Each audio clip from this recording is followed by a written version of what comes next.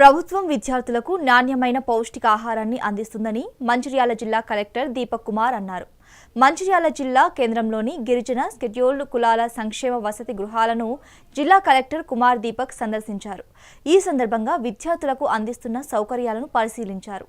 అనంతరం విద్యార్థులతో కలిసి అల్పాహారం చేశారు.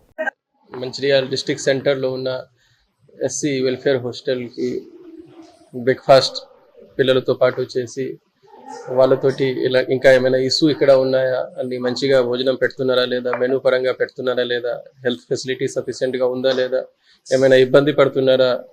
ఇది పోస్ట్ మెట్రిక్ హాస్టల్ ఉన్నాయి కాబట్టి పిల్లలు పెద్ద పెద్ద దే ఆర్ మెచ్యూర్డ్ చిల్డ్రన్ ఇక్కడ ఉన్నారు. అండ్ ఈ హాస్టల్స్ నుంచి రిజల్ట్స్ కూడా మంచిగా వస్తున్నాయి. సో వాళ్ళ నుంచి అడిగితే భోజనం కరెక్ట్గా పెడుతున్నారు. వాటర్కి సంబంధించిన సమస్య ఉంది, మనం ఖచ్చితంగా బోర్డు వేస్తాము ఇక్కడ.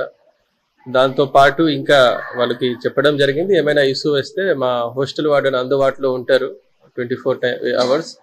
దాంతోపాటు ఏఎస్డిఓ ఉంటారు, ఎస్సిడిఓ ఉంటారు.